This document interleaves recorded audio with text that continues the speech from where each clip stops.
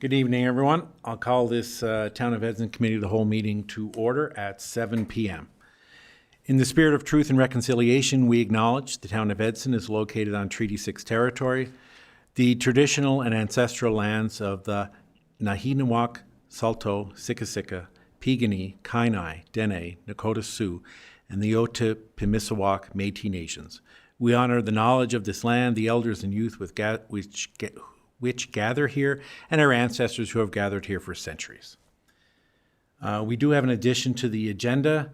Can I get a motion to approve the agenda as amended? It should be coming up on the, there we are. Councillor Taylor. I move that the agenda for the February 10th, 2026 Committee of the Whole meeting be adopted with the addition of item G1, Town Manager Update, ATIA Section 29, Advice from Officials. Any questions, comments, or concerns? All right, all those in favor? That motion is carried. Can I get a motion to approve the minutes of the January 13th, 2026 Committee of the Whole minutes?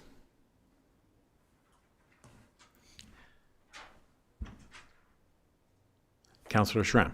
Yeah, I move that the minutes of the January 13th, 2026 Committee of the Whole meeting be adopted as presented. Any questions, comments, or concerns? Seeing none, all those in favor? That is approved. Okay, we have no presentations or delegations tonight. I'll move on to bylaws and policies. First, Mrs. Vicky Bird, our Recreation Manager, will provide a YCE Multiplex Facility Component Sponsorship Policy, CS14. Mrs. Bird, welcome. Thank you. You're going to hear a lot of me tonight, so. So thank you for the opportunity to speak on this policy today. So I'm here to present the YCE Multiplex Facility Component Sponsorship Policy, along with the supporting procedures and evaluation framework. These materials were developed collaboratively with our sponsorship consultant, GCI Incorporated, as well as both the town and county administrations. And were recently reviewed by the YCE Steering Committee on January 20th, 2026, where a motion was passed directing administration to bring these documents forward to both councils for review.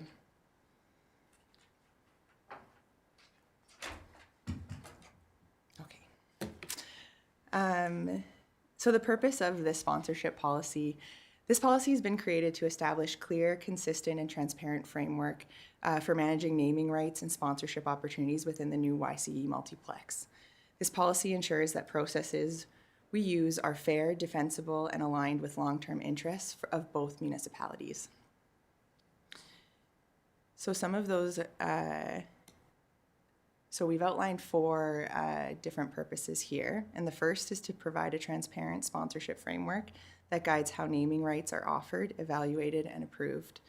This ensures consistent decision-making and public accountability. The second is to support financial sustainability by generating alternative revenue streams for the facility's operations and capital improvements. Sponsorships will play an important role in offsetting operational deficits and supporting future reinvestment. Third, to ensure that the sponsorship agreements align with community values, reflect the image of both municipalities, and maintain public confidence in how naming rights are awarded. And fourth is to protect the long-term integrity and reputation of the multiplex by defining appropriate term lengths, signage standards, and expectations for recognition.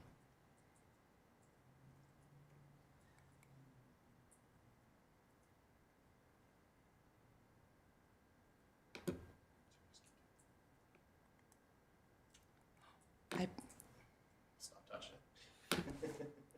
Steve and I are fighting with the clicking. Now, do I touch it? Yeah, you're good. Okay. Why does this happen every time I'm here?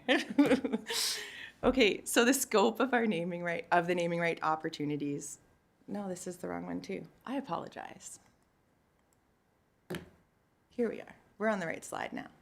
So the scope of the naming rights Naming opportunities. So the policy identifies the following major components, major facility components as eligible for naming rights. So the main multiplex building, the aquatic center, the 2 ice arenas, the curling rink, and the gymnasium, along with the main lobby area. In addition, the policy permits smaller or specialized spaces, such as meeting rooms, dressing rooms, or equipment, to be offered for sponsorship through administrative processes in alignment with the broader framework. There we go. I think we're back on track now. So our key principles and governance requirements. The policy is grounded in several important guiding principles. The first is transparency and equity. The policy emphasizes fairness and alignment with municipal values to support the public interest and community identity. Appropriate term lengths. Naming rights agreements will generally span 5 to 15 years and may include renewal provisions or first right of refusal clauses. These standards protect the facility's long-term image while allowing for financial stability. Joint governance and approval. A central component of this policy is the requirement for dual council approval. Any naming decision for major facility components must be approved by both the town and county councils through formal resolutions prior to final selection. This ensures transparency and maintains the integrity of the regional partnership that we share. Ongoing policy review. The policy will be reviewed every 3 years to ensure it remains relevant and effective.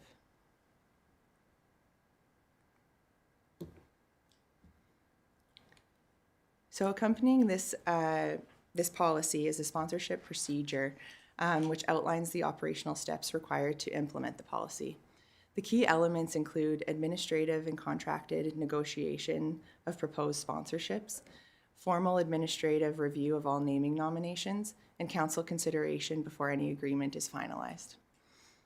To support this objective, defensible decision-making and procedure, I'm going to read that again. I'm sorry. To support objective, defensible decision-making, the procedure includes a comprehensive sponsorship scoring rubric as outlined here. The first is the financial bid, which is weighted at 60%. This assesses cash value, term length, payment structure, in-kind contributions, and the sponsor's marketing assets. The second is corporate health and stability, weighted at the 15% stated there. This evaluates credit worthiness, profitability, sector risks, and longevity to ensure naming partners can commit to long-term agreements. And the third is corporate reputation and community alignment, which is weighted at 15%. This ensures the sponsor's reputation, values, and community presence reflect positively on the facility and municipalities. And the fourth is marketing and innovation strength, weighted at 10%. Assesses market reach, community engagement, and support for facility programming. This structured scoring system aligns with national best practices and provides transparency and consistency for all sponsorship decisions. Today, administration is seeking feedback from the Committee of the Whole regarding the draft policy. I want to thank you very much for your time and attention. This sponsorship approach will help ensure that the YCE Multiplex remains financially sustainable, community aligned, and governed with transparency as we move into its operational phase. I'm happy to answer any questions that you may have. Thank you so much for your presentation. Anyone have any questions?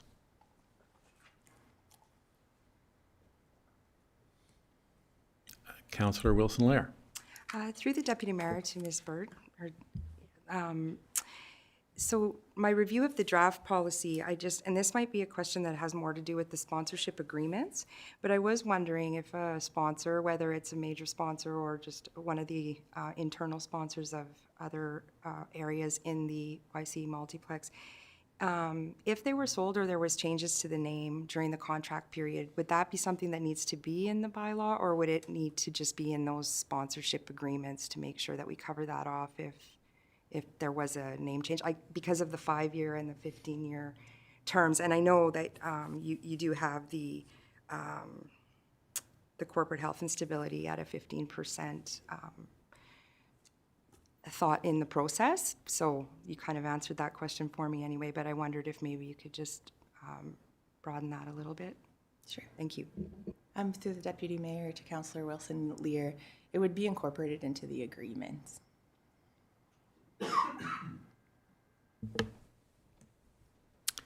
CAO Beveridge. Thank you, Deputy Mayor. I just wanted to bring to Council's attention, as this was presented at County Council today, I just wanted to note that they did make an adjustment to the policy. So they had presented this earlier today, and this occurs sometimes, wherein they did pass the policy, but they also included, that the final would only be on both councils' consent. The change that they made today was a very simple, and I'll draw your attention to section 5.3 in the policy. It's one word, but I just wanted to be clear. So it reads, additional spaces within the YC multiplex may be offered for sponsorship, with such sponsorships overseen jointly by the town and county administrations. Example, meeting rooms, ice resurfacer dressing rooms is where ours ends, but they've added or components. So just the additional word of components. Just wanted to be clear. Thank you. Councillor Taylor. Through the Deputy Mayor, to administration, thank you for bringing this forward. This has been something I certainly wanted to see for some time. Going through the policy, I had lots of questions, things to add, but I have to give you compliments. You covered everything basically throughout it. It was a very comprehensive policy, trying to think about scenarios such as the one Councillor Wilson Lear had come up with, what we name and what can be of council approval and what administration can sort of just deal with, and just some of the smaller elements, whether it be the water slide or the dressing rooms can have, that doesn't need to come to council. But I'm really liking the policy. I'm excited to move forward to see some, hopefully some big naming rights happen on our facility, and to hopefully so the students stop calling it Repsol Place. So there we go. Thank you. I also like the policy. And maybe I'm jumping ahead here, but will we see the beginning of naming rights happen while construction is continuing, so that can be part of construction signage and so on? Again, I might be jumping ahead here, but I'm just curious when we can expect that to begin. Thank you for the question. Yes, this is the answer to that question. We are already going out into the market to see what's out there with our consultants, kind of leading the charge. Thank you. Do we have any other questions or comments? Mayor Zahara.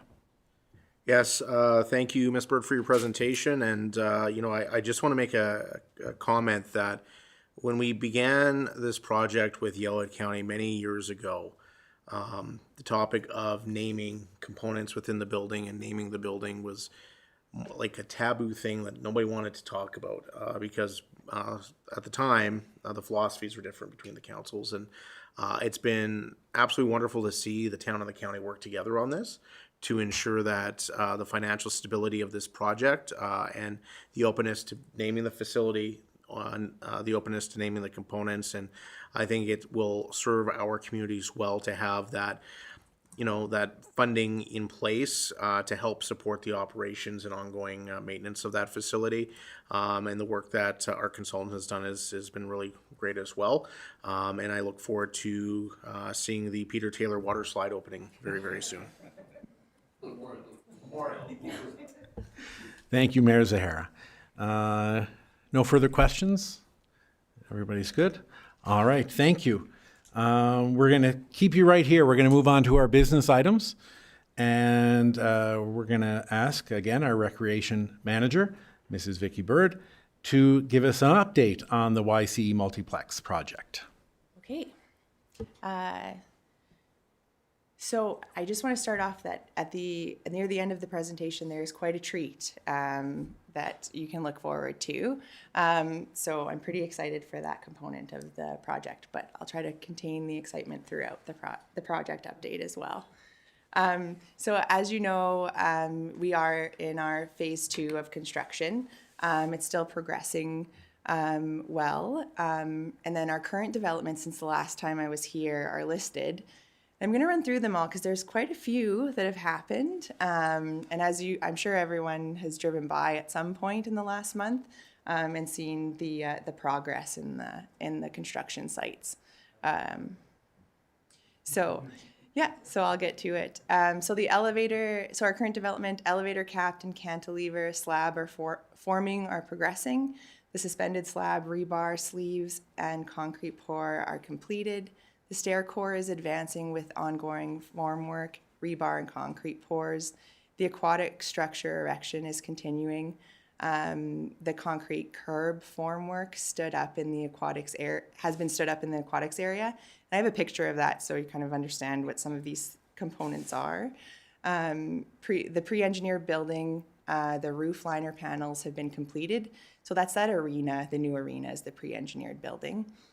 The roof panel installation is underway on that building, and the insulated metal panel installation started on the arena as well. So that's those side panels going up. And the SAG supports installed for the pre-engineered roof.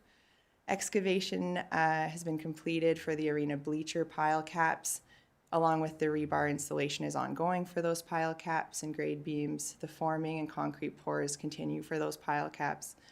And the first bleacher pile cap was successfully poured in the last month. As always, the most up-to-date information is on our project website, ycmultiplex.ca. And we'll get into some photos. So we included these photos, and it's kind of the same photo but zoomed in a little bit, just so you can start to gauge the footprint of the project. And this is taken from the top of the elevator shaft. I was not up there, don't worry. But one of our crew was up there, and he took these photos. I thought they were so great because it really shows that footprint. So on the left-hand side of the photo, you see that aquatic steel going up. And then right next to it, that's that slab that we're talking about in that update. And that is what houses the pool mechanical systems. So that's that basement level. And then next to it is that stair core that we've talked quite a bit about in the progression of that development. What's interesting about this is you have the aquatic center, the steel, and then in the center of that is where the locker room was going to be. So you start to see the footprint of that locker room take shape, and that locker room services the aquatic center and the gymnasium. And then to the right, on the right-hand side of that photo, you see the gymnasium walls and what that looks like and how that's on a lower elevation than the aquatic center. So it just starts to give you that footprint. And then when I spoke about in my last update that north wall of the gymnasium, you see that on the right-hand side photo, and then that's that north wall that was completed in January. So I just thought that was kind of interesting. And then this is just to show the grandeur of the aquatic steel and what that looks like and how exciting that is to see coming to completion. And then this is the arena side of the construction site. So those are those panels going on along the side, the roofing panels on the top. And then on the right-hand side, that photo, that's that bleacher, that's that shear wall being installed for the arena bleachers going in. So lots happening. And then so for the procurement and budget update, so procurement status, most major trade packages have been awarded. With that mechanical trade package is still pending final review. And I wanted to touch on that tonight just because in quite a few of my updates, it's said the same thing. That mechanical one is still pending review. And that's because it's our largest trade package. And our consultants have dug into that trade package to also find some value engineering as well. And that's what's great about having that construction manager with Clark Builders coming on early to work with our architects. So right now there's still no impact to schedule. We're still on schedule, even though that's still under review. The aquatic features, pool tank plaster, gym equipment, bleachers, and seating have been reviewed, and they've been accepted by the consultants, and we've actually received those this week, so we'll be processing those. And any procurement variances are being managed within the design contingency. There's no budget increase is being requested from the project team at this stage, and as you can see, the scope of the budget is outlined there with the allotments stated as well. And here's that risk and mitigation slide. There is no change to this slide at this time either. We still have those 4 identified risk areas and how the potential impact and how we are mitigating those as a project team. And now this is the treat. So this is the first kind of look inside. I would like to, before we show this animated video, I just want to say that this is a conceptual video. It's for visualization. It's a great way to walk through the this design of the center. Not everything's going to look exactly how it is looking in this video. So please, there's always that disclaimer. It's all the finishes may not look exactly like this animation that our consultants have put together for us. So there is no fancy music, there is no narration, so I'm going to talk us through it as well. I'm just going to take a drink of water before I talk through it because it's 7 minutes long. Okay, I'm good to play. So we're starting on the northwest corner of our lot, and we're walking along that north sidewalk. So that area there, that's where our construction site trailer is. This is an existing entrance to the parking lot. You get a nice view of the aquatic center and that water slide through the windows. We're gonna walk along the sidewalk and you get kind of a nice feeling about the grandeur of that aquatic center. And then we are going to walk through the main doors of the lobby. You're gonna see a staircase as we walk in, but we're gonna go to the east and we're gonna take a look at the aquatic center and the rest of the lobby first. And we'll get back to that staircase in a minute. So as we walk through, we turn east, we get a view of the guest service desk, and then we get a view of this wall where our facility schedule TVs will be posted. And then that door there is actually an existing door that leads to our existing lobby. And as we move east along the lobby, we see our admin offices to the right, and then to the left we have our aquatic center. So the glass here, we will be putting up some privacy glaze on that lower panel, but we do want to keep the sightline and the light to come through as much as we can into the lobby, just to create that brightness. And then we have an aquatic supervisor office, programmer office, and then that door on the left there is actually the entrance to the party room. So you don't have to go on deck to the party room. And then we see this, our locker room that services both the aquatic center and the gymnasium. And as we move along this locker room, you notice the private changing stalls on either side of the locker room. So those are changing stalls, they'll have toilets, they'll have shower rooms, and then we'll have banks of lockers throughout the length of the locker room, along with sinks to service the toilets. And we're gonna walk into the aquatic center here. You'll notice the hot tub, if anyone wants to cheer for that. So the hot tub is there. We go to the left and we see the lap pool. And we go to the right, and the lazy river is on the far north with the water slide. We also have a kids zone with a 0 entry into the leisure pool. And we have the spectator zone just on the right-hand side there.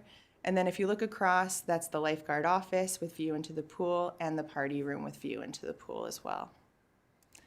So we're gonna move back into the lobby and we're gonna start to move west, and we're going to go to that staircase that I spoke about when we just walked in.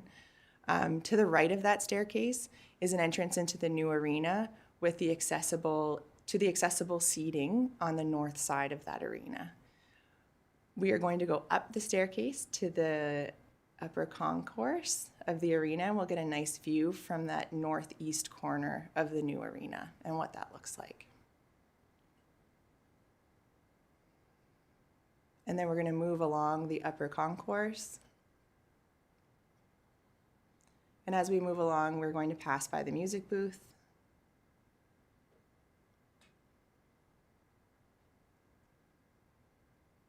And then we get a view from the southeast corner. And across the way, we see the timekeeper's booth. And as we move down the stands, we'll see the players' benches. And there they are there. And then as we walk back, this is the accessible seating for the south of the arena. And then as we walk down this ramp here, you'll notice the wall on the right-hand side. So that's the Olympia pass-through, and that's how the Olympia services both rinks. And as we turn north into the arena dressing room hallway, this hallway is lined with the dressing rooms that service the new arena, and we're gonna pop into this dressing room here to take a look at what one of them will look like.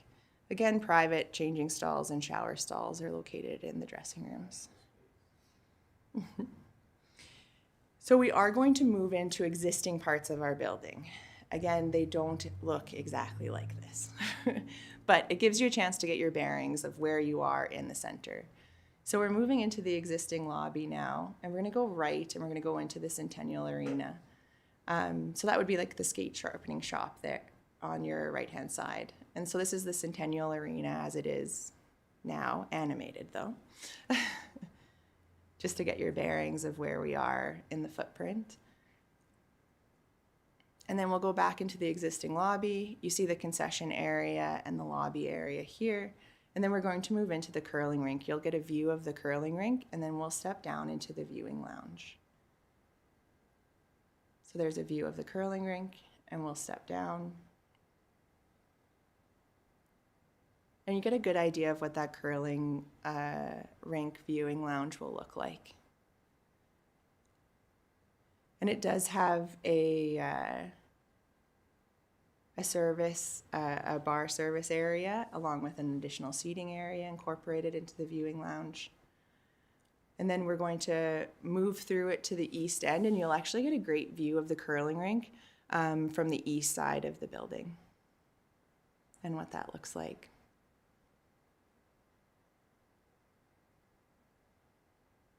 So we are going to move into the east side of our lobby. So our lobby goes all the way across the building, and we're going to walk into the gymnasium. And on the left-hand side is that elevator that we talk a lot about how it's being constructed. And then we see the main floor view from the gymnasium and what that looks like with the elevated walking track on the second floor. And we're also going to pop up the stairs to the walking track to see the view from there as well.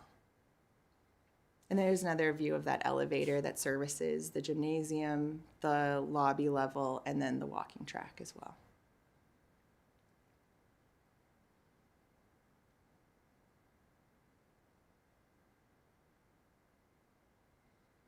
So now we're going to go outside the east side of our building, that east exit, and we're going to get a great view of 48th Street with that parking and how it turns into a southbound only road. We're first going to take a look at the exterior of the building, and then we'll get a great view as the camera shifts. But that's the exterior of the gymnasium, and then you'll see the loading dock for the pool mechanical, which we're very excited about, and then the 48th Street southbound with the parking. And then we get a great view of the rest of the new program areas.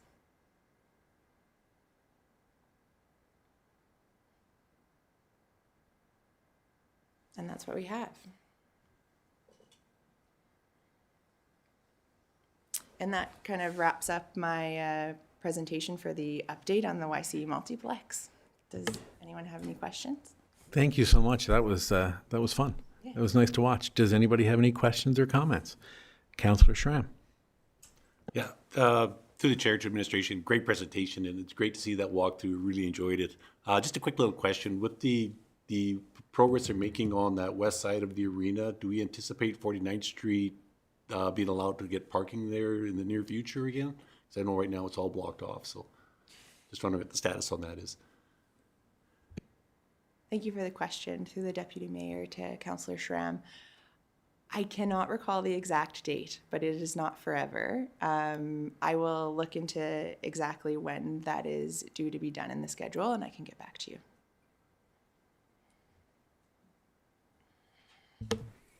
Any other questions, comments? Oh, great. Thanks so much. Okay. All right. Mayor Zahara, would you like to? There we go. Mayor Zahara. No, just thanks again to the crews for their incredible work. It's amazing to see the progress every time. I didn't drive by for 2 days, and then I'm like, there's walls up here?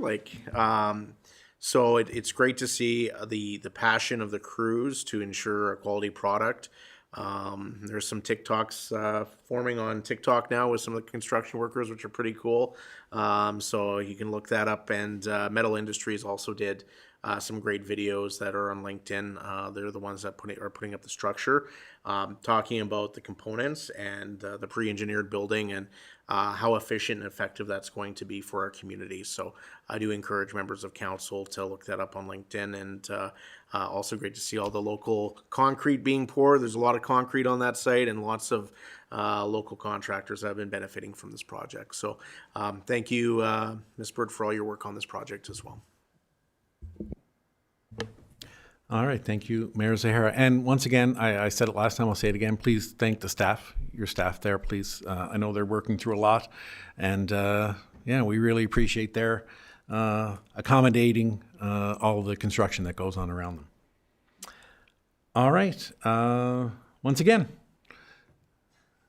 Mrs. Bird, our recreation manager, will provide us with a Vision Park project update. Yes.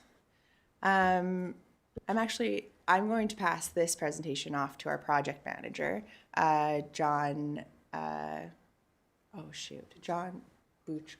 Sorry, I even asked him today.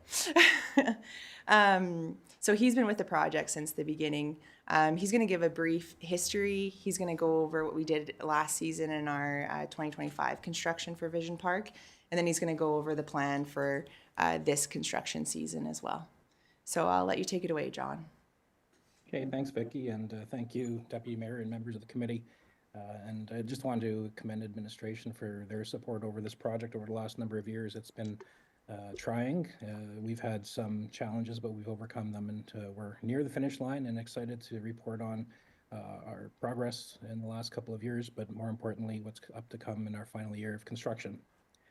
We began this project, as I said, about 5 years ago, and I'll talk about the initial master plan briefly, give you an overview of the current status of the project, what we achieved in 2025, and then what we're going to be moving forward with in 2026.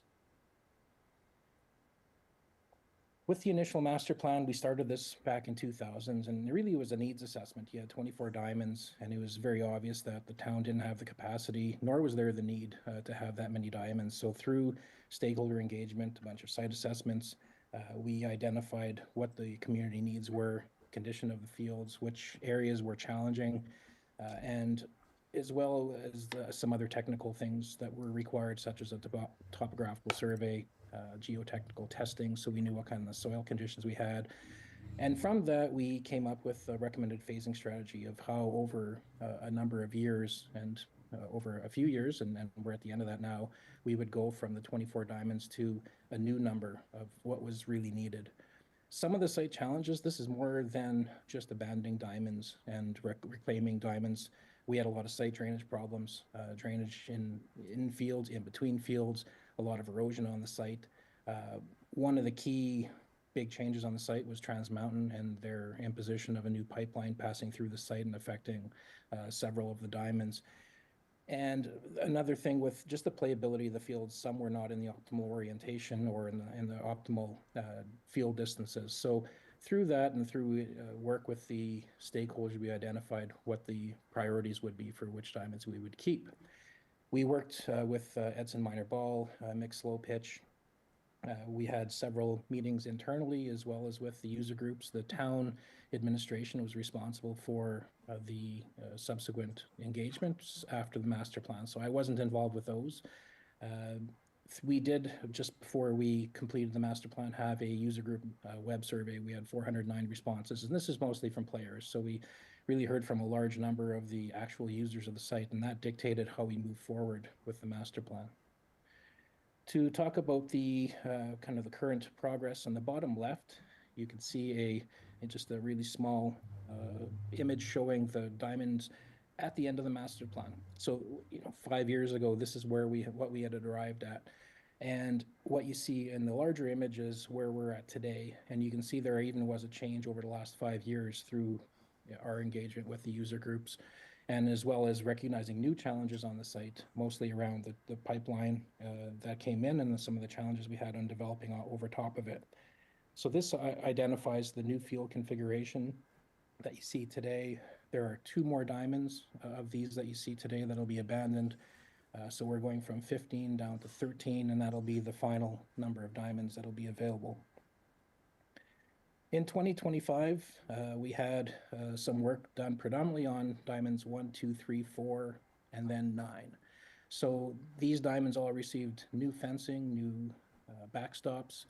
The work that's outstanding that I'll talk about for 2026 now is just to build the dugouts. So this area is predominantly done and will be able to be used first thing in the spring when user groups start to schedule some of their ball seasons. They'll just be without dugouts until we get those built after that season concludes.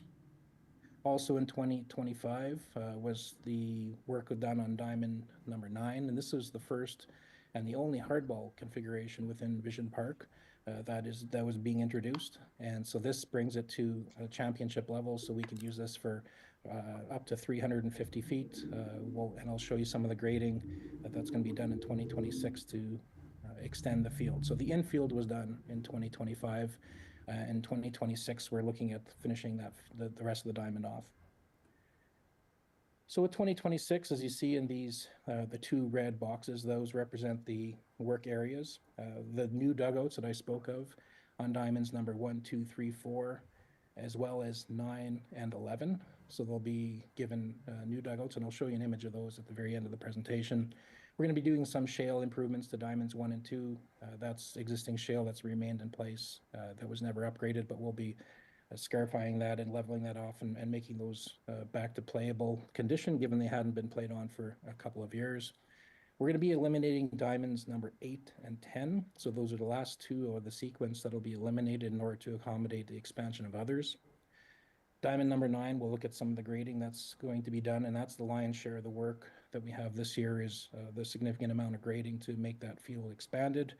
And then lastly, putting some new fencing and backstops for diamonds number 9 and 11.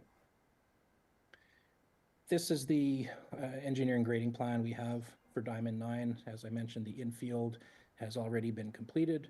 That was done last year and ready for July 1st. You can see where if you look at these lines here, these are contours. This shows where the steep slope comes in from the other diamond. We are going to be cutting into that hill in order to expand the outfield of diamond number 9. So you can see the amount of grading that's going to be required, taking about 3 meters of fill out of that back area in order to make this a playable field to the full dimension.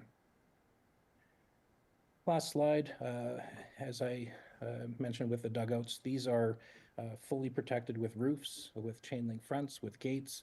One of the key considerations, just talking to user groups over the past few years, was safety of players, particularly with youth. Secondly, wind protection, because we do get some fairly substantial winds up in the hill in Vision Park. So first, these will have a fabric that is attached to the chain link that's going to help protect the players from some of the wind. Secondly, having the enclosed fencing is going to help mitigate for any foul balls that will be coming into the dugouts. Last piece that's going to be done in 2026 is some tree planting. So this is additional work that's going to be done. We saved this to the very end. We wanted to wait until all the grading was done, all the site disturbance was completed before we put in these trees, and all of these trees are within our stated project budget. Happy to take any questions. Either myself or Vicky could answer any questions you might have. Thank you so much for the presentation. Councillor Holden. Yes, it's great to see this happen to a facility we've used for many, many years. I was very fortunate to play there for every moment that it's been open, but it's great to see that. 2 quick questions, though. One is the hangar, which is the facility there. Are we ever considering repurposing, rehabbing, or demolishing it? And secondly, Vision Park is a name that came from 40 years ago plus. So are we looking at a potential revenue stream by renaming it and out into the general business community? Thank you. CAO Beverage. Thank you very much, Deputy Mayor. Through to Councillor Holden. The hangar is actually on the capital plan for next year to discuss what to do with the hangar. We had the great opportunity this year have a very, very preliminary assessment on that facility based on some other things we were exploring with that hangar. And so at this point, we will be able to bring back some options for council to consider during our budget process. With regards to naming of the park, that hasn't been something, we've been very focused on finishing the project. And so I can say that administration hasn't considered at this moment in time as far as bringing that forward for discussion. But that certainly we can when the time's right. Councillor Taylor. Yeah, through the deputy mayor to administration. This has been a project that's been like a long time coming. Like I think when I was first elected in 2021, like things were going, and then we had to sort of pull back and change gears with it. So I'm happy to see this project hopefully coming to a completion this year. I know the user groups have been patient, but we've gained that, and thanks to Ms. Bird and her work, in your work. Creating that good positive relationship with the user groups and good dialogue to understand what their needs are, and hopefully we can fulfill those needs with the end project. You may have mentioned in the presentation, sorry if I missed it, just two questions. The first one being an estimated completion date. I know we're looking at this year. Are we looking all the way to the fall to get there? Is that what we're looking at? Okay. Through the deputy mayor to Councillor Taylor, yes, we'd be looking probably the end of the fall of the construction season for this project. Okay, and my second question, just sidestepping the Vision Park issue a little bit, talking about the user agreements that we have. Not only just for Vision Park, but for all of our outdoor amenities, whether it be the soccer fields or the tennis courts. We have these amazing facilities. Just wondering the status of the user agreements that we have between town staff and the user groups, ensuring that we know who does what, right? Whether who paints the lines and who opens the washrooms, who pays fees and who doesn't, and even do we have one user agreement for everybody? Do we have multiple user agreements for all the different groups? Just wondering the status of that, because again, we have these beautiful facilities. We want to ensure that they're maintained and everybody knows their roles and responsibilities. Through the deputy mayor to Councillor Taylor, thank you for that question. It's something that we've been working on pretty much since I arrived here with the town of Edson. So what we have done with the user groups who utilize the leisure center specifically, we've developed that template in a facility use agreement, and we are implementing that with our outdoor facility user groups as well. So this is something we've been working with each of the user groups collaboratively on, adjusting that template where we need to fill in those elements that are unique to each user group. So this is something that will be implemented for our ball user groups and our soccer user groups this season.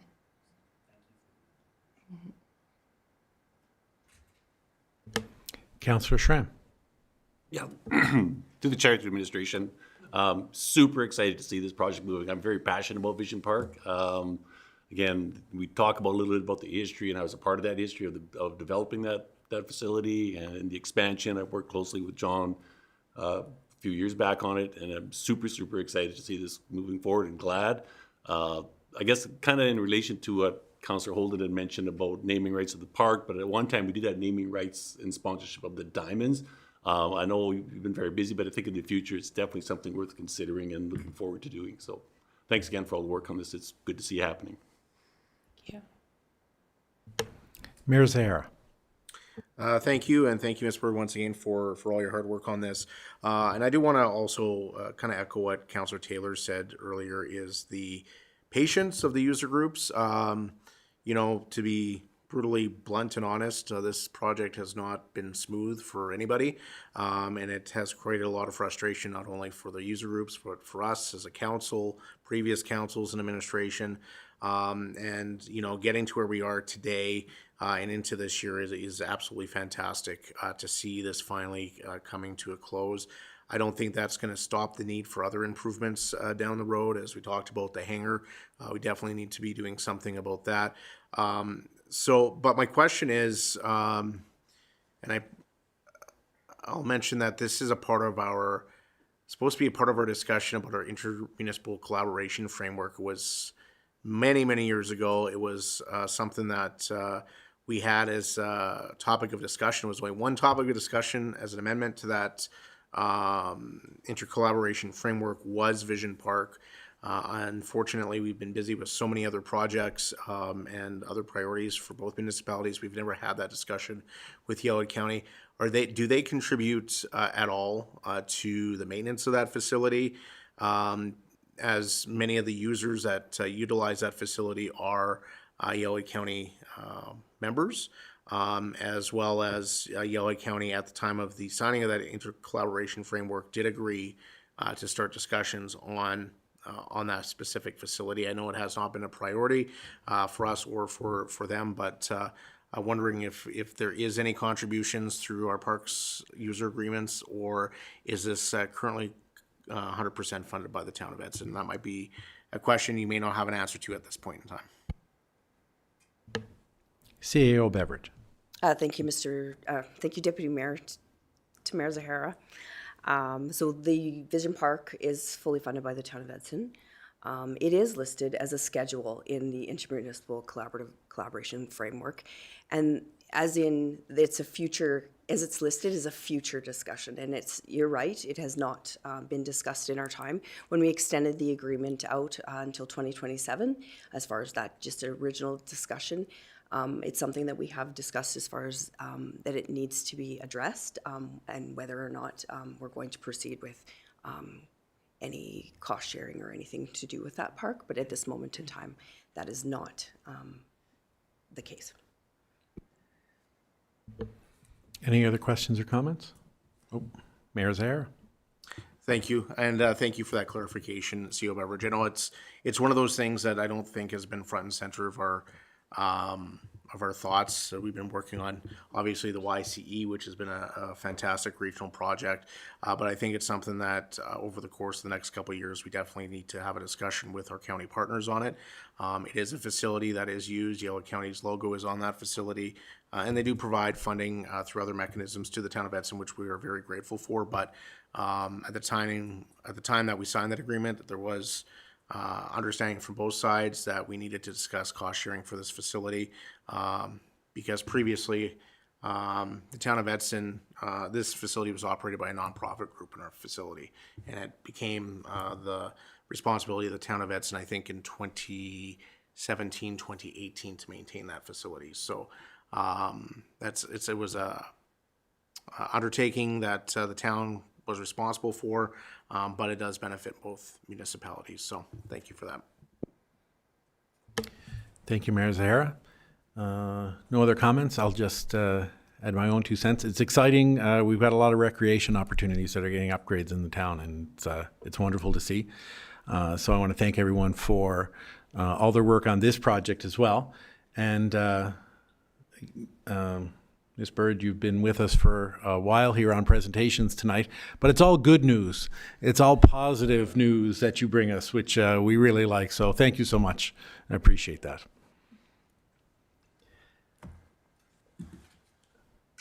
Next, our Economic Development Officer, Ms. Crystal Chatka, is going to present on the program, the Rural Renewal Stream Program, an update on that. Welcome. Thank you so much. Thank you, Mayor, Deputy Mayor, and Council. It's a pleasure to be here this evening. I hope I can bring the same positive to my presentation as Ms. Bird. It's high expectations. So first, I will present on the Rural Renewal Stream Program update. Some background information is the Town of Edson reinstated the Rural Renewal Stream Program in March of 2025 with parameters tailored to Edson's needs and capacity to support workforce development by enabling employers to attract and retain workers for full-time positions and to address labor shortages. The eligible employee, once receiving an endorsement letter from the town, may be selected for permanent residency under the Alberta Advantage Immigration Program. For efficiency, tonight, administration will utilize this opportunity to present the annual update as well as new information regarding updates from the province. Due to extremely high intake from the program, reductions in federal immigration allocation, the province has made significant changes effective January 1st, 2026. Designated communities may choose to have additional criteria separate from the mandatory criteria of the Alberta Advantage Immigration Program. Following the March 2025 regular council meeting, 3 new requirements were set by council. The first one was proof of residency requirement. Each applicant must reside in Edson for a minimum of 6 months prior to applying. The second item was the wage alignment with Government of Alberta provincial guidelines. And the third item was employer limits for the businesses. Endorsements are allowed for up to 25% of their workforce.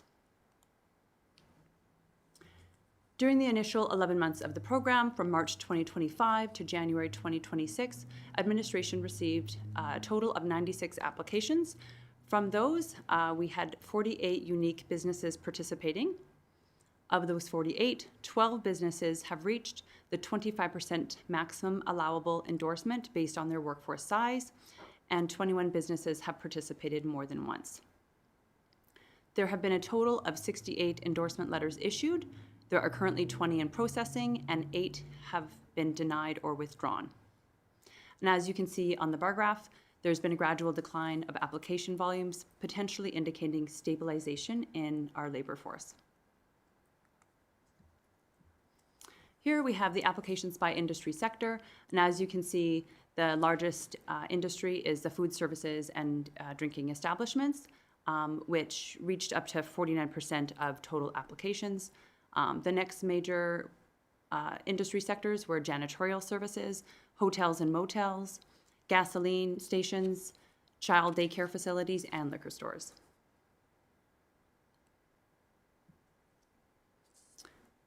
The federal government has released classification systems, and there's a breakdown of how the applications are classified. The National Occupational Classification, the NOC, is a 5-digit job classification system used by the Canadian government to identify jobs, roles, and skill levels, with the first number belonging to a job category. Each National Occupation Classification job is classified into a training, education, experience, and responsibilities, called a tier. And you can further break down tier categories. Starting at 0 are management occupations, which identify higher education and more training, going up to a tier 5, which are occupations that generally require less amount of training and lower educational requirements. We can use the National Occupation Classification and the tier to create a matrix on the allocations to allocate the applications that we have received in Edson. The major items or to note are we have 8 childcare workers in Tier 2. Also in Tier 2, which has that higher education or higher experience, are supervisory roles from the food service industry, retail stores, and cleaning. In Tier 3, there's 16 kitchen staff identified. Tier 4 are 6 front desk or sales associates, and in Tier 6, we've got 23 cashiers, kitchen staff, and various cleaners.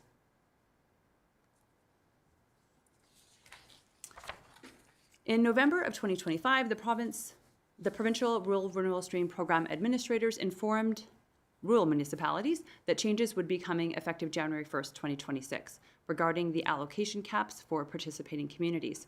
The caps are based on several factors, including local population, successful prior nomination, local unemployment rate, and available provincial nomination allocations.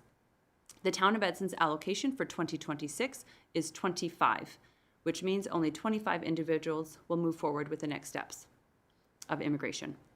During the first 9 months in 2025, administration received 91 applications and issued 68 endorsement letters.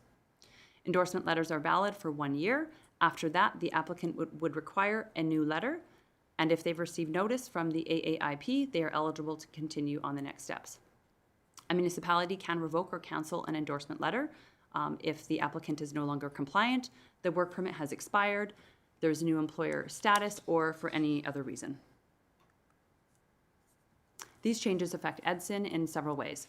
Due to the backlog of processing endorsement letters, of the 68 endorsement letters issued, It's possible that we may reach our limit of 25 allocations for 2026 without issuing any new endorsement letters.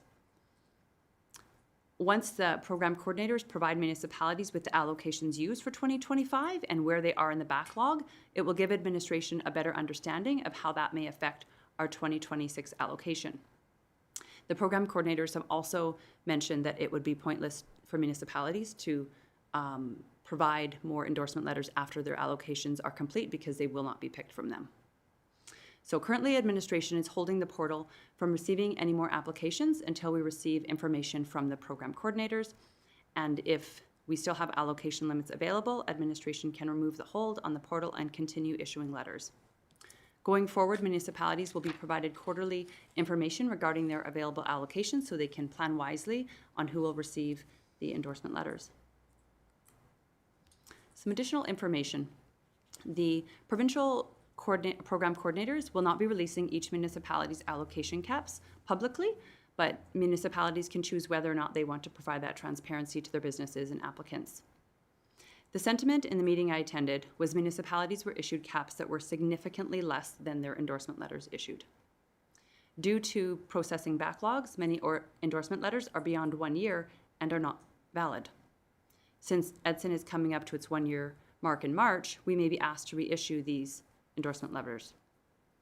And municipalities may reissue endorsement letters with a new date on them following a review that confirms the community continues to support the endorsement and it aligns with local labor needs. Next steps, administration is waiting to hear from the program administrators regarding how many 2025 allocations were approved for the town of Edson, the timeline of the backlog in the system, and whether or not they're processing our applications, and the impact the previous letters have on our 2026 allocation cap. Following that, administration will be in a better position to provide a recommendation to council. And we'll continue to hold the program until further notice or direction from council. Thank you, and any questions?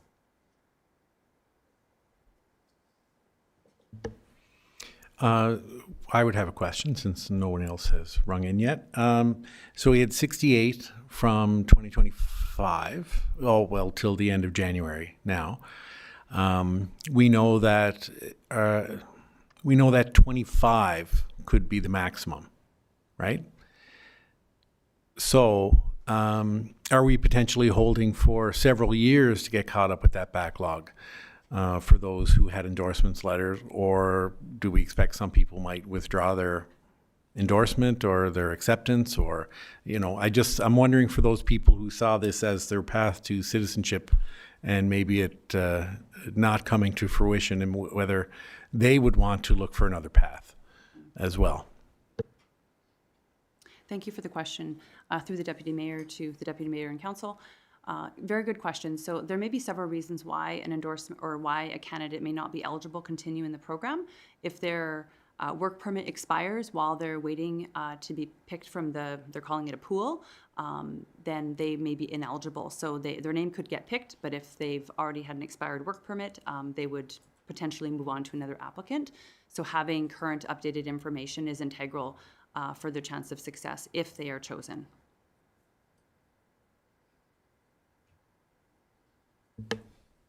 GM Hawken.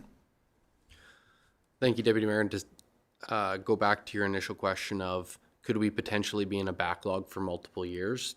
Yes, the potential is there. We just do not know that answer yet. But that potential is there based on the current 25 allocation, and we put 68 in last year. So mathematically, yes, we could be backlogged for multiple years. Councillor Taylor. Through the Deputy Mayor to, administration and council, I'm very supportive of the rural renewal stream. I stood by that years ago when we first passed it. Through perhaps I guess there was some controversy in the late winter of 2025 regarding the program, and we had a huge council meeting sort of geared towards that. I've seen it to be successful. It spoke to many businesses. They use it as a sometimes just as a last resort in terms of just finding employment. Throughout the campaign, in October, I found many misconceptions regarding the program as well. People believing there were an exuberant amount of perhaps immigrants coming to our community and they had objections to that or things like that. But showing the data that you released here tonight was very interesting and contradictory to those misconceptions that, yes, we had huge usership in March and April, but it sort of teetered down since then, right? But still supportive of the program. I'm also supportive of holding it for now until the province sort of decides what they wish to do. I think they're looking at their immigration programs and things like that.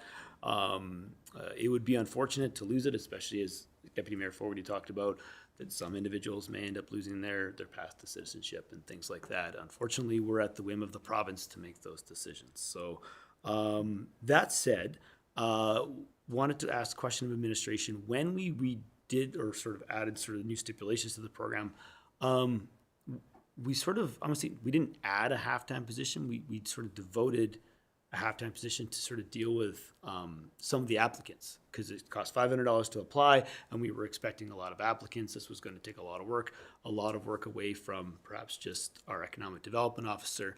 Just the status of that halftime position and where they're at, or has that position been sort of refocused into something else at this time? Or was the economic development officer just absorbing it within their position?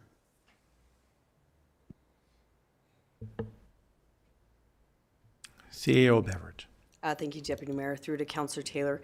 You are correct. We did request, we didn't actually add a position. We actually allocated time from a position, an admin assistant, that is now our legislative officer. So we actually didn't fill a position at that time. During the peak of the project, in which we were accepting many applications in those first few months, most definitely that position was utilized, but it was actually found that it depleted over time, and then the need was reduced just based on the amount of work that was done. But in that time also then, we also made adjustments with regards to Ms. Williams' time in our organization as well. So that's, no new positions were added. It was just reallocation of time for Ms. Williams last year. Mayor Zahara. Thank you for the update on RS, Economic Development Officer Chachka. The data that you provided is critically important to get facts out there in terms of the program and its usage in the community. Since the pause of the program, I've certainly have received some inquiries from those that are in the system, very concerned, as they have, made contributions and time and effort thinking that they were going to be accepted. So my question to you is, are we communicating to those that are in process to say this program is paused and that it's out of the town of Edson's control? And I think that's where my frustration comes, is that immigration is a federal responsibility. This is a provincial program, and once again, the municipality is the one that is left holding everything and taking the heat because other levels of government keep moving the goalposts. So what kind of communication are those applicants getting? Is that coming from us? Is that coming from the provincial government? And I guess, what do we tell those folks that are waiting for endorsement letters in the interim? I've communicated to one individual, basically saying, until we know more, there's nothing going to be happening with your applications. So it's not news I want to share, and I think it's very disappointing to those that have created their lives here. So I think some clarity on that would be helpful.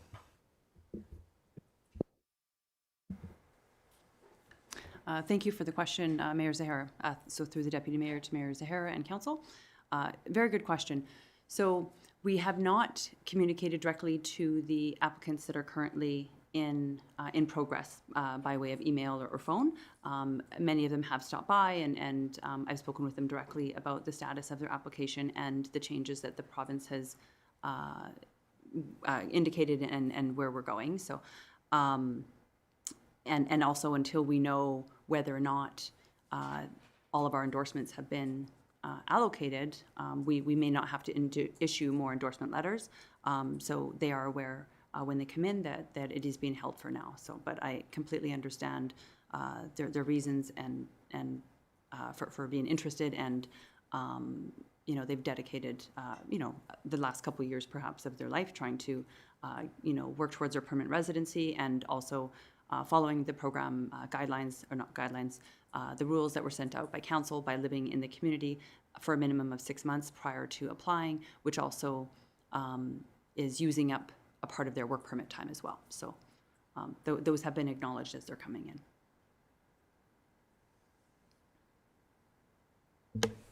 Does anyone else have any further questions or comments?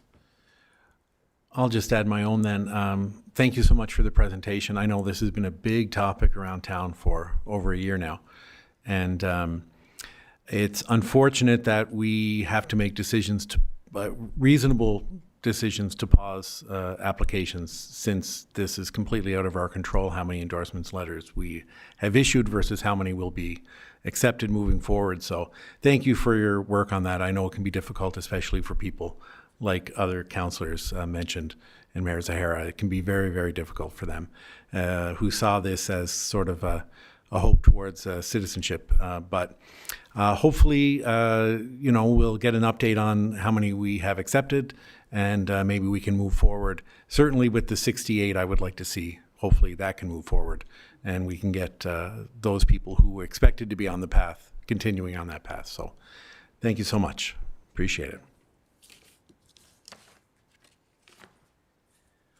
Okay, moving on. Again, pardon me, Mayor Zahara. I just request we have a 5-minute recess. Sure. Thank you. Okay, welcome back. So, again, we'll move on to continuing with our Economic Development Officer.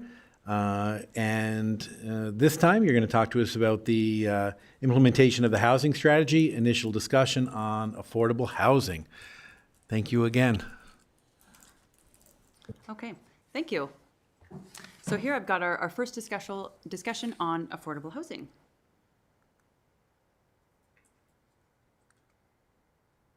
I think. There we go.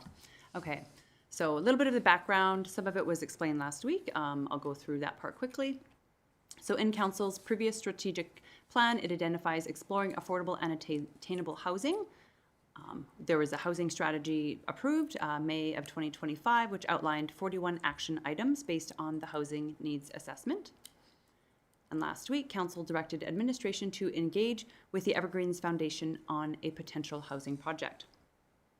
Tonight, administration is seeking guidance, general guidance from Council on areas of affordable housing to engage in exploratory conversation with our partner and ensure our efforts are meeting the eligibility requirements of the grant. I've got 3 council considerations that I would be interested in getting feedback on. The first one is ensuring that council supports the shared language and program definitions that would be used when engaging with the partners and to assess the project eligibility under the grant streams. The second is, which town-owned parcels does council consider appropriate for administration to explore as potential sites for affordable housing? And third, is council open to the possibility of future financial participation? Although there was no immediate commitment, it is likely that there would be a financial commitment contribution necessary. So here I've got some more details about the Alberta Affordable Housing Partnership Program. It was created under the Alberta's 10-year strategy to improve and expand affordable housing. It's open to public, nonprofit, and private sector housing providers that can apply for the funding for innovative and sustainable affordable housing projects. There are 2 grant intakes per year. The applications are geared for new construction, renovation, or redevelopments, and may receive a provincial contribution of up to 1/3. The housing that would be identified must result in a minimum of 5 net new affordable housing units. There are 3 types of housing types that can be included. Can be mixed income, mixed use, and specialized housing. You must have support from more than one person. So in our case, it's a municipality or a private or a nonprofit. So, and the municipality can contribute land, cash, or other assets. The applicant must have a minimum of 3 years of experience, and government stacking of grants is allowed, providing the other grant allows stacking. And lastly, the affordable housing projects need to demonstrate financial sustainability. You may be aware there are federal housing incentives with the Build Canada Homes. There are 3 functions under that program. The first is to prioritize factory building housing and innovative construction methods. The second is to finance affordable housing through lower interest rates for private and nonprofit housing providers.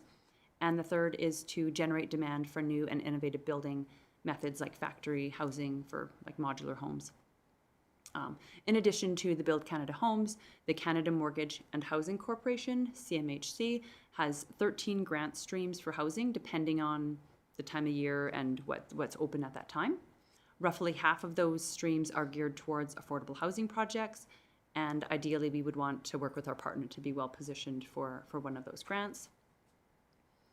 In previous AHPP approved projects are eligible for federal cost matching. So in the Edson Housing Strategy, this ties back to it in 2 areas. The first one is facilitating partnerships with nonprofit organizations and private developers to identify and pursue funding and to create non-market affordable rental housing. The second action that aligns is it identifies opportunities to use town-owned land for affordable housing. And here I've got just an insert from the housing strategy that indicates the top five core housing needs by priority population groups. I believe there's a total of 13 groups, and these were the top 5. Now, as you can see, there's not a clear outlier that is indicating priority, with single mother led at 25%, and then older adult led, which is over 65, at 18%, and then so on. So last week we talked a little bit about what affordable housing is and the housing continuum. I won't go over that in great detail again, other than mentioning that affordable housing lies in that long-term non-market portion in the middle there.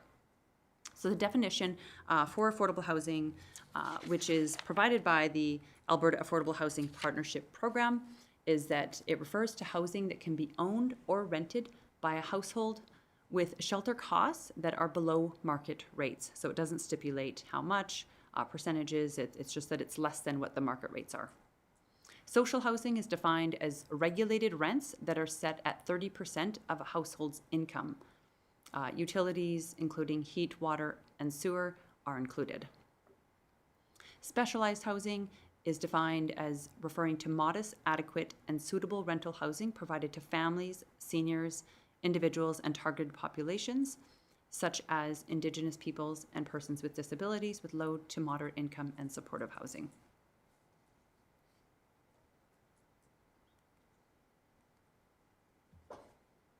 The housing types defined in the AAHP program guidelines are mixed income developments, which is when a housing development or portfolio that includes different income levels. So you can have market units, up to 30% of it can be market units, so they're paying full price, and then non-market rentals as well. So it's the ability to offer varied rental rates for low-income households to enhance financial sustainability of the projects. The subsidies can occur at different rates. And then mixed-use developments is defined as referring to any type of development that houses a range of services in addition to housing, such as commercial and retail spaces, with preferences giving those that offer complementary services. And the last definition is the specialized housing, which was also previous in the affordable housing definitions, but with a lens from a housing type rather than the affordability perspective.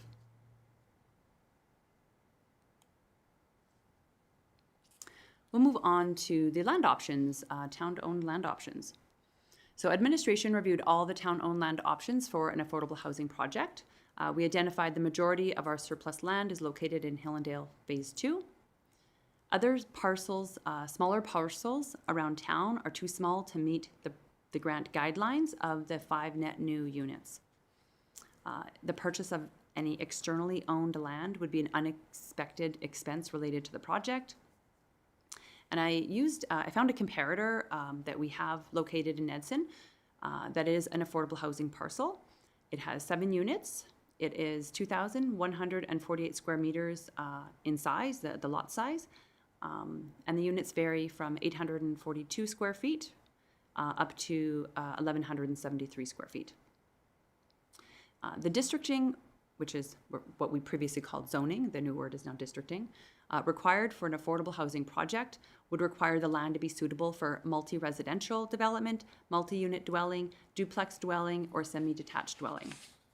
In our land use bylaw, the R2 General Residential District or the R3 High Density Residential District are both ideal for affordable housing. And just as a reminder, redistricting of parcels requires a public hearing.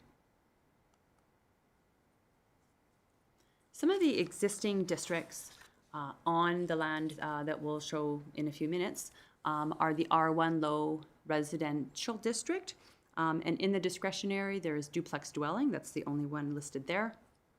Some of the other lots are called Public Service District or Parks and Recreation District, and neither of those have any permitted or discretionary uses of residential units.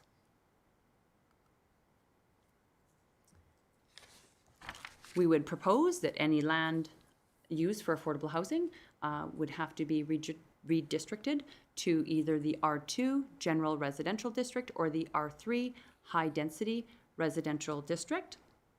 And so the difference between the permitted uses and discretionary uses are that on a permitted use, when you hand in your development permit, those permitted uses, providing you're following the rules of the bylaw, would be permitted on that property. Discretionary uses may be approved, but they would have an appeal someone would be allowed to appeal it if they choose. And if it went to an appeal board, which is the Subdivision Development and Appeal Board, they would make the final decision on whether or not that use would be permitted on that property. So the first town lots that we are proposing for a potential affordable housing project would be in Hillendale Phase 2, the southwest lots in the kind of orange highlighted area there. They're lots 11 to 14. They total 3,144 square meters, which is larger than the comparator. There are restrictive covenants that make this challenging to utilize as affordable housing. Those restrictive covenants, some of the pertinent details on them are that it is indicating minimum housing square footage of 1,400 square feet, in addition to a 2-vehicle attached garage that must be a minimum of 538 square feet to total 1,938 square feet on those parcels, which is over and above what our land use bylaw, which doesn't indicate those minimum requirements. And that's on the title. Restrictive covenant is on the title. The current district is R1 and does not allow multi-residential development, and it would require to go through the process of redistricting to R2 or R3. If you remember, it's located in the WSP Hillendale Assessment Report as the first phase recommended for development, and it does have sufficient water and sanitary capacity in that area. And the Phase 1 improvements are approximately $1 million for 49 lots in that area. The second town-owned parcel is located at 6th Ave and 55th Street.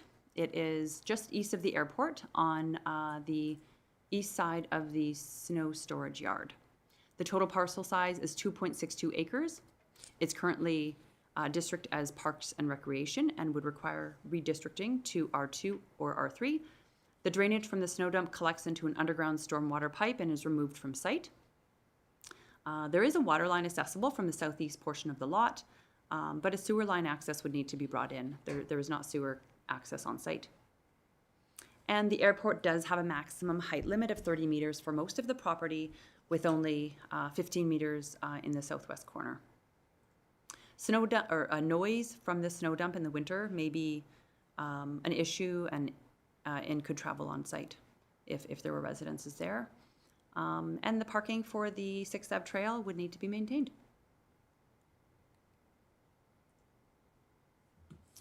And the third, I guess, town parcel land are also located in Hallandale Phase 2. They're the northern lots, so you can see the southern lots at the bottom, and the lots in this slide are identified at the top there. They're lots 104 to 108. They're a total of 3,680 square meters, which meets the, or is larger than the comparator amount. There are no restrictive covenants on the title, so that is a good thing. Its current district is R2 and allows multi-residential development as a discretionary use, which means it could be appealed. It is located in the WSP Hallandale Assessment Report as Phase 1, as an alternate if council prefers to focus on addressing the issues on the 18th Ave Service Road. Those improvements were approximately 1.8 million for the 14 lots. This last parcel is not a viable option, but administration wanted to present it to show what just 2 lots side by side were and how that looks with the grant application. So these 2 lots were chosen just because they were next to each other. These ones are next to the library. The combined area is 1,298 square meters, which is smaller than the comparator of 2,148 square meters. Both are the public service district and would require redistricting. There are water and sanitary lines nearby, but it is not large enough to meet the requirement of 5 new homes on the grant. So administration is looking for feedback on the 3 housing options presented. Option 1, Hallandale, with the 4 lots. There are restrictive covenants that may not be released. That's not our decision. It would require district changing. It's the least financial investment from council from town-owned land, right from the get-go anyways. The second option is the parcel on 6th Ave and 55th Street. It requires district changing. The sanitary line would need to be expanded to the property, and off-site noise from the snow dump may impact resident enjoyment. And the third option is the Hallandale Northern 5 lots, which is also R2, which is discretionary. It would require a significant financial investment to 18th Ave, and there are no restrictive covenants. So I'd be interested in any feedback from council. Mayor Zahara. Thank you, Deputy Mayor, through to EDO Chachka. Thank you for your presentation. For myself, I think that 6th Ave and 55th Street is a good option. And the reason that I think it's a good option for us as a council and for a community is you have schools nearby. You have FCSS, which is just across the street. You have a piece of property that right now is a forested area that causes some issues from time to time. And I think it's a good location. You got daycares that are really, really close by as well. And it's walkable for those that might be looking for an affordable home. I am very much not in support of providing financial contributions in terms of cash, but for sure land. And I think that looking at the options that you presented here, I think that is probably, from my perspective, the most feasible. Yes, we would have some servicing costs, but once again, you are going to be creating some housing in the community for people that are in need, and creating some additional housing supply. I do think that there may be some opportunities to work with the province if we are needing additional lands, particularly the old hospital site. Obviously, they have offered that to us for an exorbitant amount of money in the past, which is not feasible. But I think if we presented to them an affordable housing project, that would make sense, that we may have an opportunity there to work with them to obtain some lands if the project is large enough.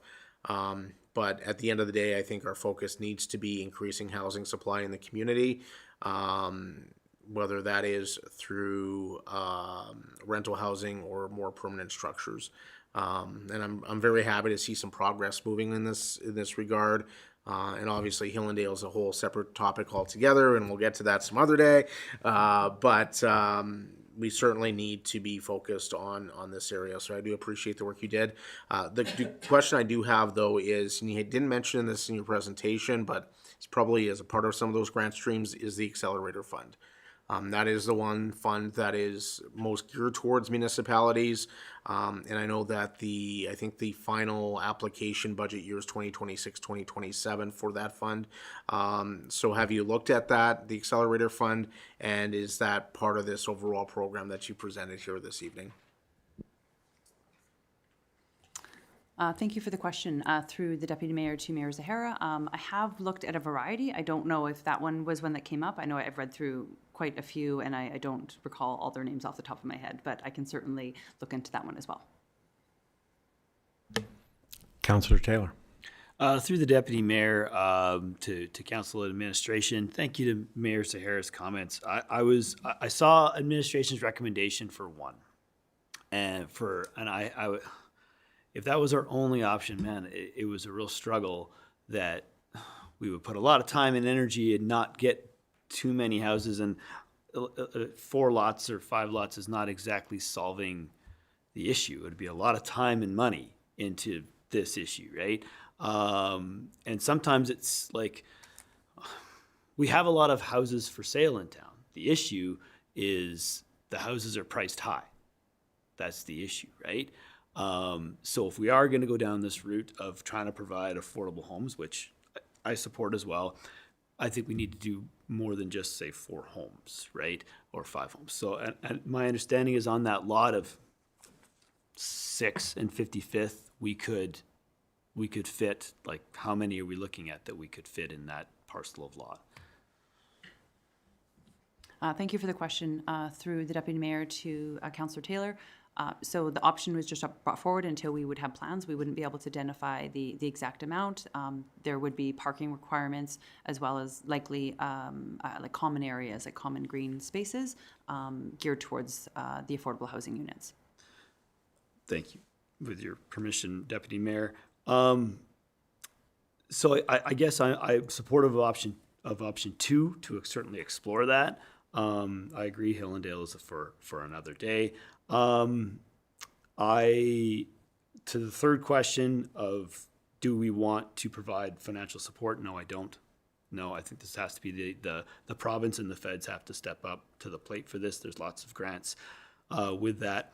I just draw caution to the grant that you presented here.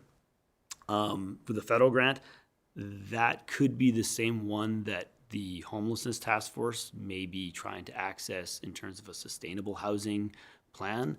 Is my suggestion that administration does reach out to the task force executive director just to coordinate. I would hate to see both parties try to apply for the same amount of funding and one getting rejected. If we are going to do this, like both needs to be met, not only affordable housing, but also future sustainable housing. I think that's the term we're looking at. So just want to make sure that communication lines are open between both the town and the task force. Mayor Zahara.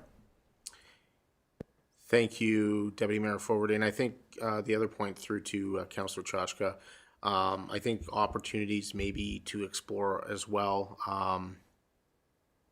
They call you Deputy Mayor Chachka? Yeah.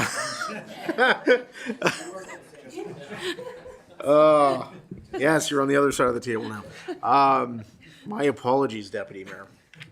I think one of the opportunities we may want to think about, and I think you kind of alluded a little bit to your presentation, is the redevelopment of existing properties and what that would look like. We have some properties along the highway that might be more conducive to an affordable housing project just by the location. We may have some in the commercial district that maybe there's some things we can do if we're thinking outside the box of empty buildings to redevelop them and to to make bring more people into our downtown core. When we're talking affordable housing, usually sometimes these folks have, don't have access to vehicles and that sort of thing. So to have it walkable to the services, I think is important to think about as well. That's why I don't think Hillendale is really a great location for an affordable housing project. But as we're having these discussions, as we're moving forward, I think that's something that we have to keep in mind to look at those opportunities that might be outside the box that we might not come to the forefront right off the top of the bat, instead of looking at completely a new parcel of property that needs servicing. Maybe there's something out there that that could work, that the town might have some interest in, that maybe we can get for cheap. I don't know, and that would be our contribution to the project. So just some food for thought. Thank you. Councillor Schramm? Yeah, through the chair to administration. And again, I look at these three properties, and even the one on 6th and 5th, I'm a little guarded on that. It's a green space, and I understand it's not a utilized green space at all. I just get concerned about putting buildings next to like the snow dump. It's basically a industrial site there where we pile our snow, and that's not going to go anywhere next to the airport. So I'm a little guarded on that. Not to say I couldn't be convinced that it is a good place to go. But again, echoing Mayor Zahara, there are some sites in our community I think that would work well, and potentially the old hospital site is a large piece of vacant land, and if there are opportunities to partner with the province on that, I think that's worth exploring, and potentially some of the sites as well in our community. I think looking at more options, I think would be a little more beneficial for myself to be able to make that evaluation. So, but thanks for the information. Councillor Taylor? Yeah, through the deputy mayor to administration, and thank you, Councillor Schramm, and Mayor Zahara for also throwing out ideas of other sites beyond what we own. Certainly, there perhaps are, and only after you mentioned the old hospital site did I begin thinking of other sites that perhaps we don't own that we could access. I certainly wouldn't want to say anything right now. I don't want to bring in third parties at this point, but there could be opportunities with perhaps larger parcels of lands that aren't being utilized that could be perfectly utilized for this type of thing that may not need a whole lot of servicing. So at some point, perhaps having that discussion, again, we'd be naming third parties, so this is not the time to sort of explain that, but there could be beyond, and solving the issues that you mentioned, Councillor Schramm, about being right next to a snow dump, right? That's just, it's not ideal, right?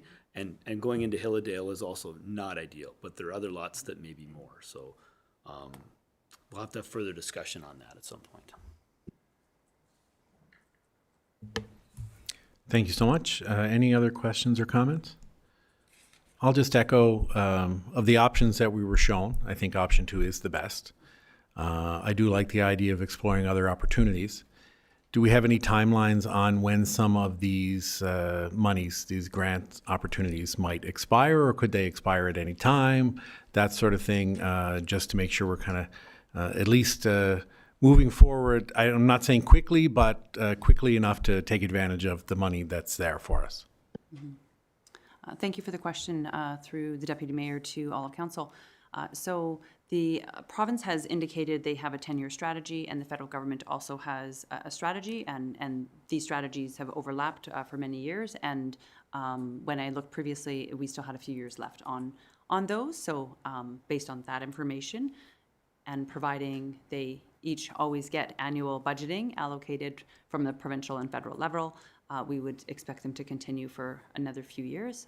But as you know, things can be adjusted annually at their budgets. Thank you so much. And I do know things can change at any moment. Mayor Zahara. Thank you, Deputy Mayor, through to EDO Chachka. I know we're talking specifically about affordable housing, but I do want to put the bug in your ear that the community of West Loch has done some really good things in terms of incentives to build housing. Mayor Kramer has talked to me about it previously with $15,000 per unit, up to 4 units, that sort of thing. And I think they did get some money from the Accelerator Fund to help fund some of that stuff. So I would really encourage you to have a look at what Westlock is doing as some ideas, and they've had some success with that. They have seen some development happening. I know Devon has recently seen a large number of homes. They, of course, benefit from being close to Edmonton. Our biggest struggle is whether you're talking about affordable housing or just standard housing, is that the cost of building is astronomical out this way because we are so far removed from the metro areas of the cities and where all that development is. So in order to have the scale to build something and benefit from, when you bring in those sub-trades in, you do need to have multiple homes being built at the same time in order to reduce that cost. So I think those are things that we need to discuss as we're talking about Hillendale, as we're talking about affordable housing and a housing strategy. And I think also I'm going to be connecting with our MLA as well through his connections as infrastructure minister to see if he can put us in contact with potential builders. I know we don't have a lot of local builders that are interested in building anymore. Many have retired or moved on to other projects. Some in the region are busy in Jasper and they're not looking to build. So I think we do need to explore those opportunities and talk to our local builders to see if maybe they want to get involved in one of these projects as well, to give them that benefit. And I think it's just unfortunate that we have not seen the housing starts that we should be seeing within our community. And the more housing supply we have, the more affordable it's going to become for everybody. Thank you, Mayor Zahara. Councillor Taylor. Through the deputy mayor, to Mayor Zahara's point about sort of local builders, just another thought to consider is prefab homes. And especially when you're dealing with affordable homes, building somewhere else and bringing them in is probably, as I learned at one of the sessions at Alberta Municipalities, maybe not this time, I think it was a few years ago, it's far more cost effective. And especially if we're not looking at homes that are 2,000, 3,000 square feet. These are prefab homes. And we do have some in our community that you wouldn't even know were prefab homes that were brought in on a truck, placed on a slab, and they look fantastic. And that can solve some of the problems of bringing in contractors, which is, I know, as Mayor Zahara said, a huge struggle. So that could be a potential thing to look at in the future as well. Thank you, Councillor Taylor. Seeing no other questions or comments, thank you so much for your presentation. Oh, sorry. I'm not done yet. You're not quite done yet. Pardon me. Continue, please. I don't have any surprises or tricks, or treats, but just a couple more slides. So thank you for all of the discussion. I greatly appreciate it.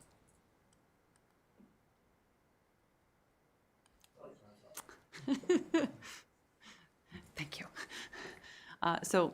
Financial considerations.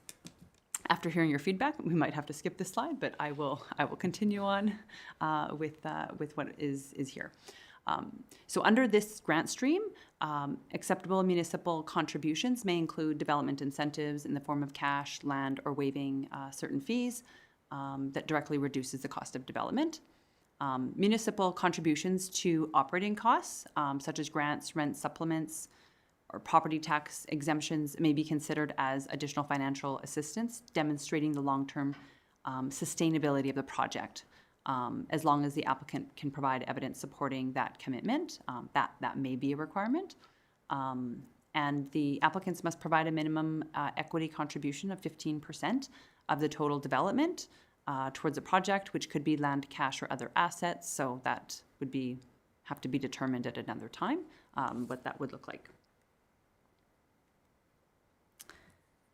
And then next steps is administration will take the feedback that's been provided and this committee of the whole and bring back further recommendations or information to another committee. Thank you. Thank you so much. Did the final few slides bring up any other questions or comments? Mayor Zahara. Yeah, like I said earlier, through the EDO Chachka, I'm not interested in, funding building of a project, but I'm certainly interested. I'm okay with looking at tax incentives or exemptions. I'm okay with contributing to servicing of land, maybe even purchasing of land if the project is right.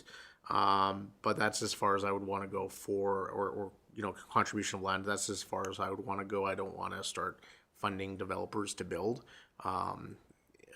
with a cash incentive. So, Councillor Taylor. Through the deputy mayor to all of council, I echo what Mayor Zahara said. We're a municipality. We're not land developers as well.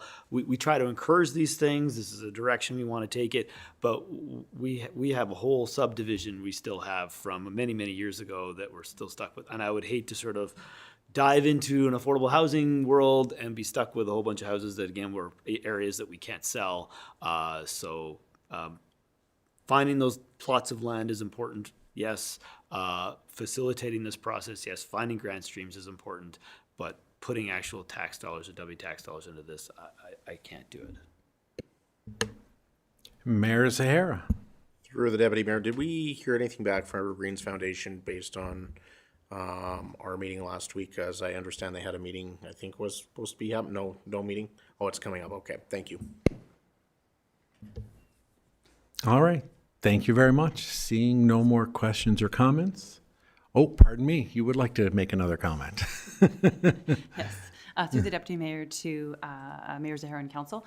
So the Evergreens Foundation would bring it to their meeting, but they would also have to bring it to their strategic planning session, which is later this year, and confirm if that's a route that they want to go down as well. Thank you so much.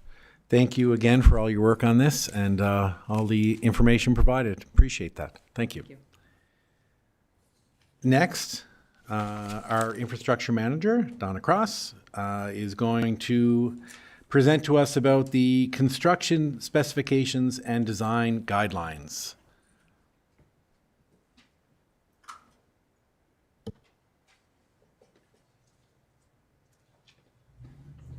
Good evening, Council.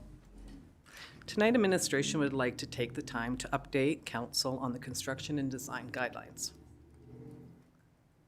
Historically, Edson has relied on a broader regional engineer standards, specifically those of the City of Edmonton.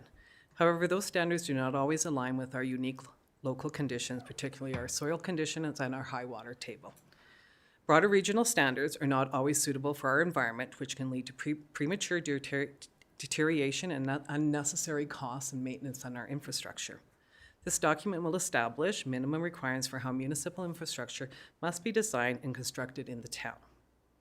It gives engineers and contractors the technical guidance needed to build infrastructure that meets Edson's standards, while providing a benchmark for administration to evaluate construction proposals objectively and consistently.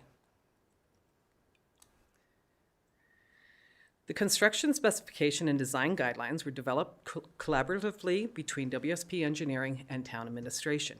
Together, we ensured the guidelines reflected practices tailored specifically for Edson, drawing on past projects experience, local conditions, and the technical expertise of our engineering teams. The partnership has produced specifications that are both technically sound and practical for Edson's long-term infrastructure needs.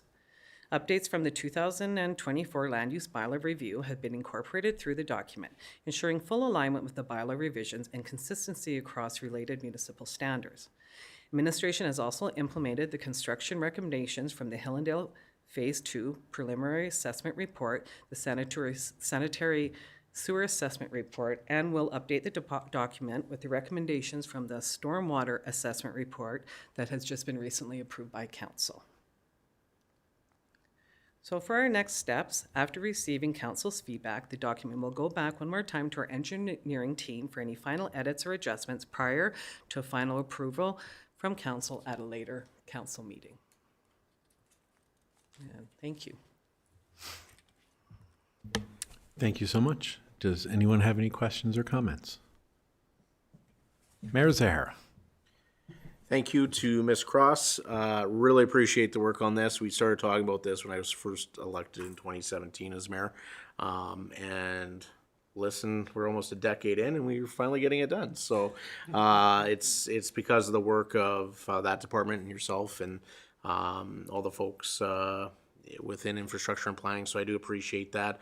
I think this is really, really important. We've seen that through our recent presentation on Hillendale, some of the challenges there, and I know that the former council did a tour with our project manager at the time, and he explained, some of the shortfalls of the construction in that area, and it's because we didn't have our own design standards. You talk to our local contractors, they know the soil in this area, which is why I shake my head at some of the things that we do as a municipality when we bring outside contractors in, because we should know this stuff, and unfortunately it gets missed. So I appreciate that. I appreciate the work WSP has been doing for us as well in this regard. So thank you. Thank you. Thank you, Mayor Zahara. Councillor Schramm. Yeah, through the chair to administration, I'm going to echo a lot of what Mayor Zahara already said. It's a pretty in-depth document, and I know there's been a lot of work put into it. I've taken the time and read all 500 pages. Not really. But again, understanding, I do have some background in public works, I understand the work that goes into this, and it's great that you're utilizing some of the experience that we've experienced, like through Hillendale and some of the other water and sewer projects you've done in our community, to incorporate into this document. So it's really great to see, really excited to see it happen, and good work on all the work that's been done on it. Thank you. Thank you so much. Seeing no other questions, Councillor Holden. Through the Deputy Mayor to administration and Ms. Cross. Just echoing Councillor Schramm's, it's actually 508 pages, but I didn't read it either, but I read most of it. No, it's a great document. It's good to see that a Made in Edson solution to an issue that we've developed for many years of using construction methods. It just doesn't work in our area. So a great job on this design, construction specifications, guidelines. So just like to thank you for that. Any other questions or comments? All right. Again, thank you so much for all the work, everyone's work on this massive document. We really appreciate all the hard work that goes into that. Moving on, we do have an in-camera session. Can I get someone to make a motion to move into our closed session? Councillor Taylor. I move that the meeting move into a closed session pursuant to Section 29 of the Access to Information Act. Any questions, comments, or concerns? All those in favor? That motion is carried. Okay, thank you very much for all those who waited for us to come out of closed. I will call this meeting adjourned at 9:55. Thank you.